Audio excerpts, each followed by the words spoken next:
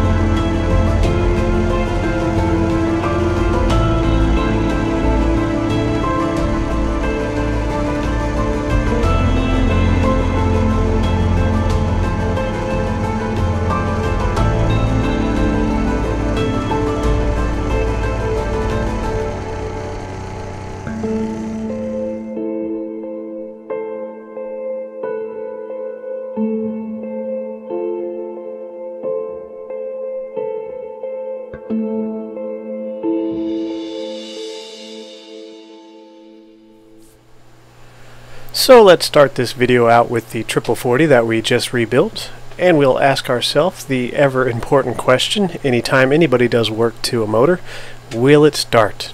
I've had pretty good luck getting motors to start after taking them apart, so I had high hopes. Now, just to refresh, we rebuilt this motor because it was making a terrible sound, and I couldn't figure out what it was. During the rebuild process, we discovered two possibilities. One was that the sprocket had become loose and was rattling around underneath the cover, which was a time bomb. That was a good thing we caught it. And the second, I noticed a rather frozen bearing inside the case for the crank, which was in desperate need of replacement. While taking apart the motor, we also discovered that the piston and cylinder were badly scored, so it was definitely in need of a rebuild. Anyways, we had problems getting this bike to start. This was a peculiar problem that I'd never seen before. I would set the clutch, go to start the bike, and it would slip. Naturally, I just assumed that we needed new clutch pads. So after wasting an hour and a half installing a new pair of clutch pads, which usually takes only 15 minutes, but these were a crappy set, I discovered that the bike was still doing the same thing. When I would adjust the flower nut to tighten the plate, try and start the bike, the flower nut would loosen back up, over and over, no matter how many times I did it. Well, turns out, we completely forgot to put the woodruff key back into the clutch assembly. So, after installing a new woodruff key, readjusting the clutch, we went ahead and tried to start it. Old Pat Dragon, you're going to fire up with the original motor. And oh baby. Alright, no fire. Kick off.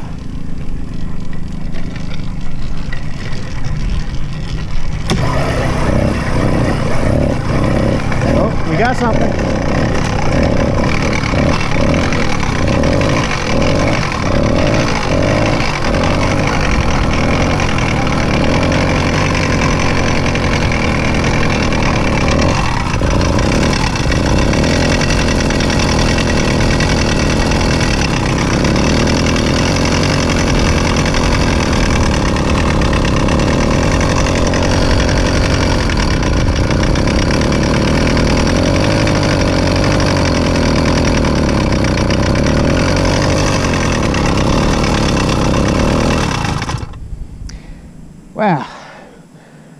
She sounds like garbage. Let's take the head off. So the terrible grinding sound you were hearing once the motor started was the exact reason we rebuilt this motor in the first place. But it's louder now than it was before we did the rebuild, which leads me to believe that it's the clutch assembly. Now normally I would have examined this more closely, but during the rebuild when we saw the bad sprocket and bad bearing, I just assumed the sound was from one of those. But given the fact that it's louder now when we had the clutch cover off, it would make sense that it's the clutch assembly. And I've replaced this part before, so if something's out of whack here, well, I wouldn't be surprised. Another reason which makes me believe this is the cause of the noise is simply because when the bike's at idle with the cover off, you can see that there's a lot of wobble in the clutch assembly. It's definitely not true.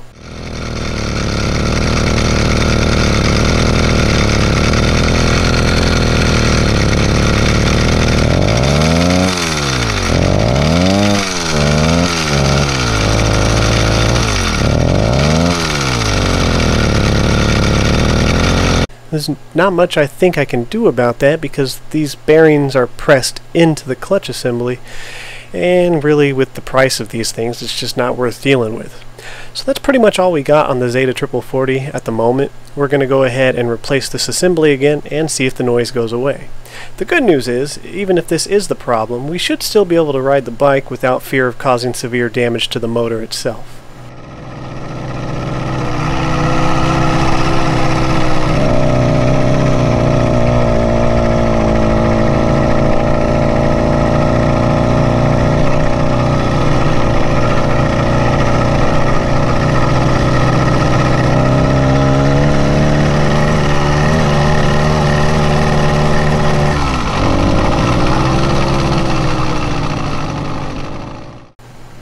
So let's have an update on the YD100 and where it currently stands.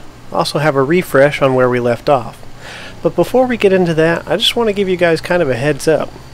If you're new to tuning and swapping out parts to try and find out what gives you the most performance, you need to realize something that I didn't. Combinations.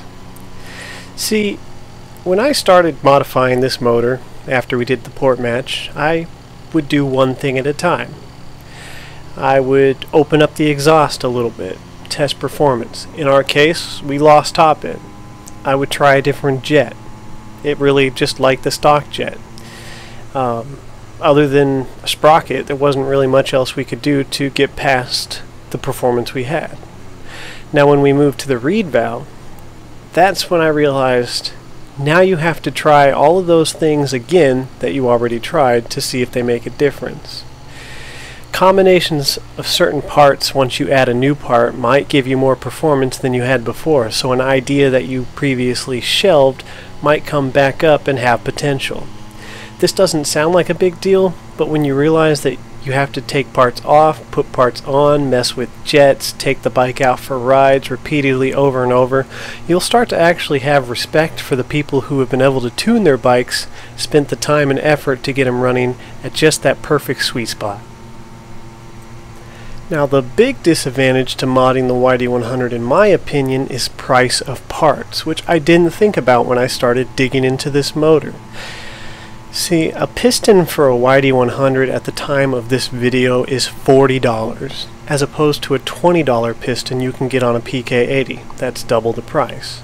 And the only cylinder that I've been able to find for this motor is $50. That's compared to about a $30 cylinder for a PK80.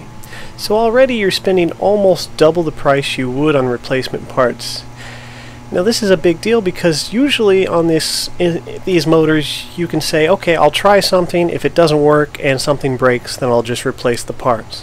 Unfortunately on the YD100, if you're on a tight budget, that's not always going to be a practical thing, so keep that in mind when you start digging into certain motors. If you're new to this, you should probably consider doing what I should have done, is just starting with a standard PK80, a cheap China doll that you can easily buy replacement pistons and cylinders for, instead of a more exotic or a newer motor which parts might be more expensive or harder to find.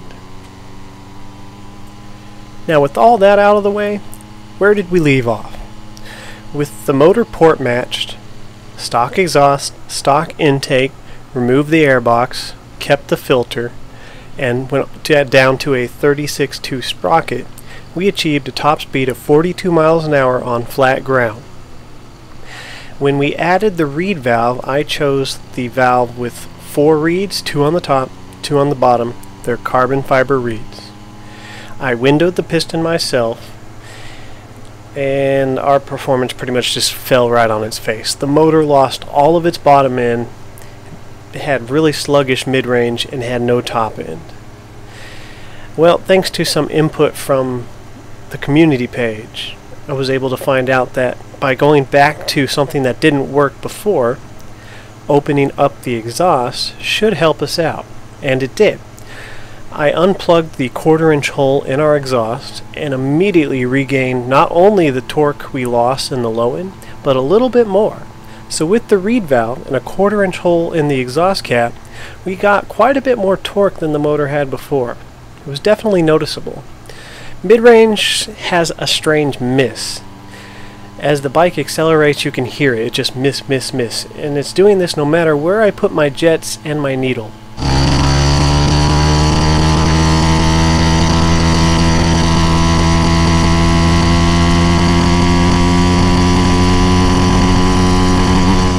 Anyways, mid-range is fine, but there's still not a lot of top end. We have not been able to match the performance we had before we had a reed. We have a little more torque, but we can't get 42 miles an hour. The best I've been able to do so far with messing with the jets and the needle is 41 miles an hour. 1 mile within margin of error, so maybe we've got the same top speed if I just happen to be on the right day with the right tire pressure and the right amount of weight. Yeah, that's where we're at. 41 miles an hour top speed with the reed. A little more torque in the low end. Next, I'm going to be trying the timing. I'm going to mess with the magnet, shave down the Woodruff key, which is another suggestion from you guys in the comments. Thank you very much. And I'm going to see if I can advance the timing just a little bit and maybe get a little more top end out of it. Messing with timing can be real tricky and dangerous for the motor, so this is something I'm going to approach with caution.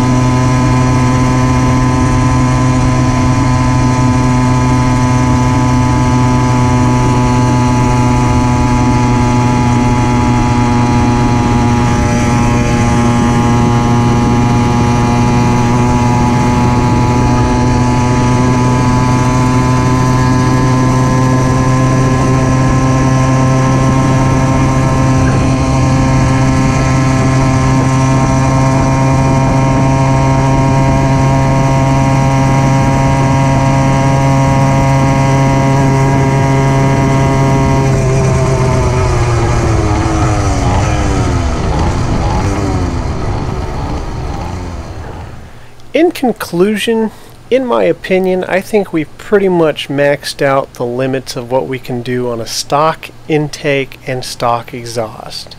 The reed valve's really not going to help you out from what I've seen so far unless you plan on going all out. Upgraded carburetor, MZ pipe, you know, all that good fun stuff that I get comments about in every single one of my videos. But you guys know me, I focus mostly on the budget side of motorized bikes, so an MZ pipe's not looking promising anytime in the near future. I do, however, have a cheap 21mm carburetor I'm going to put on, and hopefully we'll get lucky. But as far as stock hardware goes, bolting on a reed and windowing your piston doesn't seem like it's going to do much. Maybe a little more low end, but to each their own, I guess. Hope you guys enjoyed the update, and ride safe.